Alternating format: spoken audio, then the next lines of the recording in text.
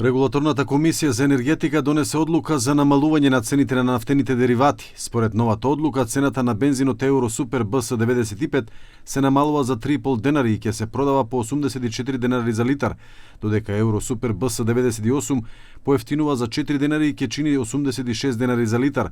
Цената на дизелот се намалува за 7 денари по литар и ќе изнесува 80,5 денари, додека екстра лесното масло за домакинство ќе се продава по максимална цена од 79,5 денари за литар. Намалување бележи и мазутот.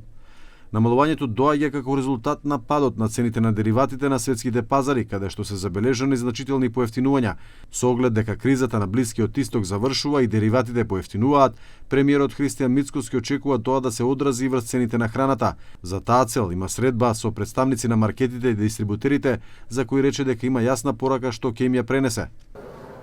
Завршува кризата, граѓаните беа толерантни. Сега е наред тие да им се одложат на граѓаните и веднаш да пристапат кон намалување на цените на производите, посебно основните прехранбени производи. Тоа го очекуваме од нив.